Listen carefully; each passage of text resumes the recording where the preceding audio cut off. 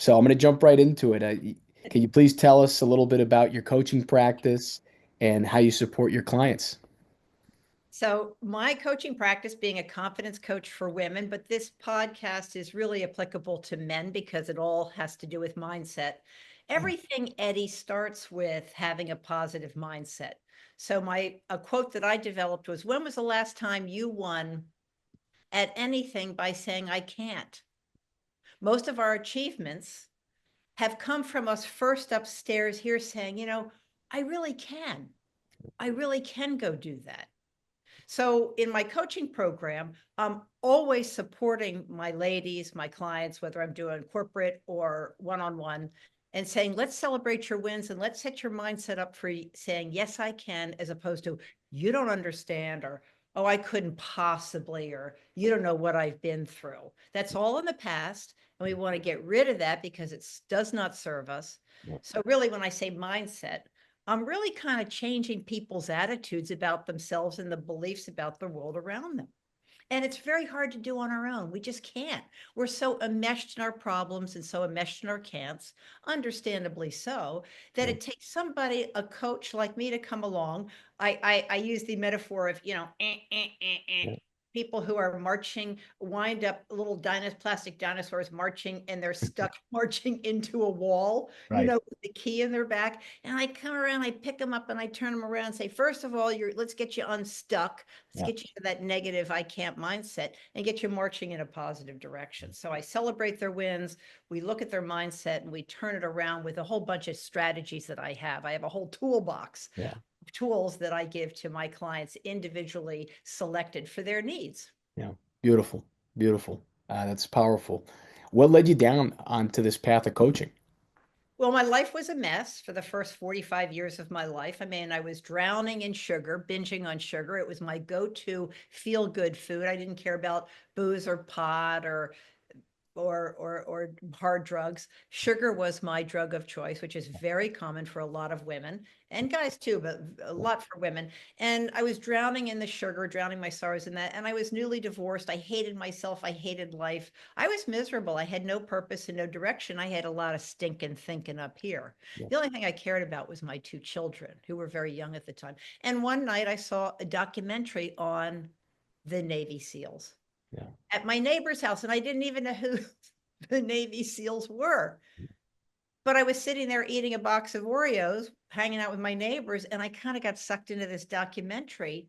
And who doesn't love a man in uniform anyway, right? Yeah. But Eddie, I said, I said to myself, holy cow, my life, these guys are so, they have such integrity. They show up every day. They care about themselves. They care about their teammates.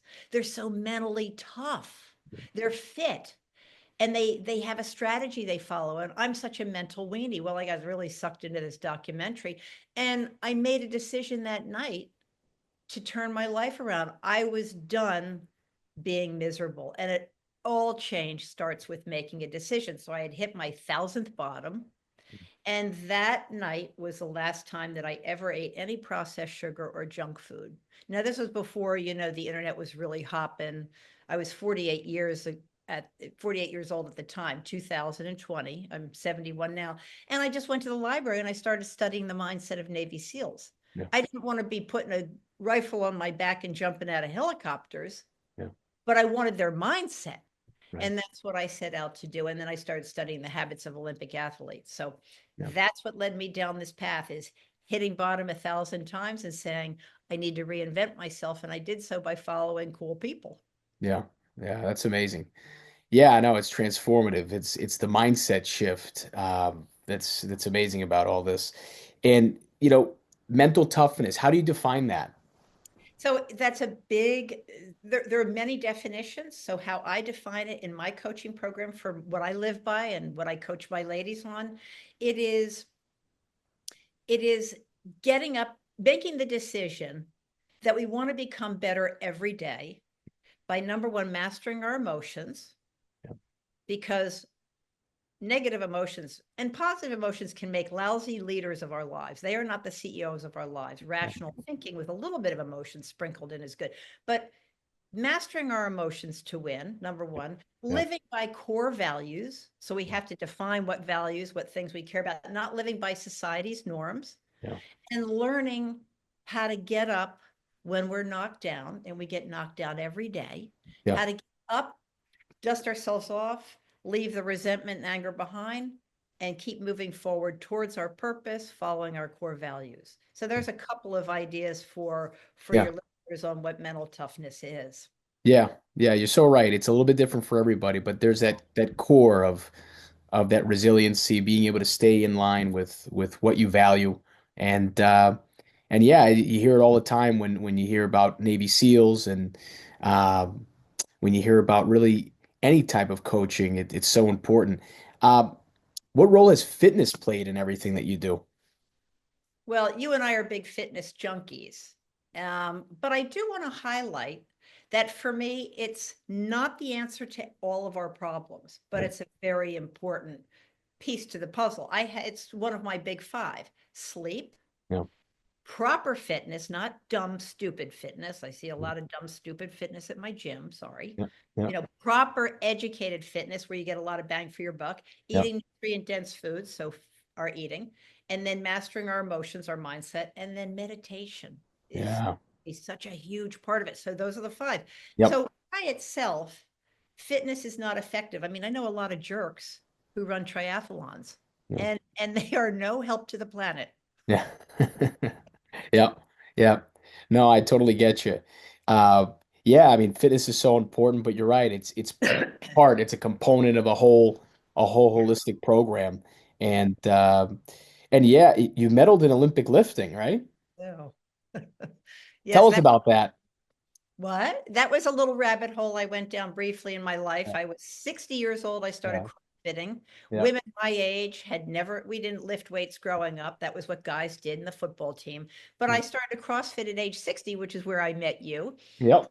Had been introduced to strength training at that time. I'd never even seen a barbell before. And 3 years later, I kind of got turned right and went into Olympic weightlifting because there was a Olympic weightlifting coach at our CrossFit gym in Florida. Yeah. And I thought that's kind of interesting. Left CrossFit behind, focused on that. Yeah. And then I got kind of into competing. Yeah. And I wanted the barbell to teach me more about mental toughness because the barbell does not yield. Yeah. We yield to the barbell. That's And right. done right with the proper coaching, we can learn so much. But I got so darn strong Yeah.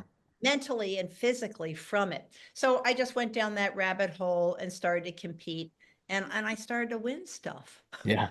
I Yeah. couldn't have done it if I had a, oh, I can't possibly, you don't understand. I'm too old for this sport. Yeah. I mean, I'm the only person in the whole sport who didn't have a tattoo.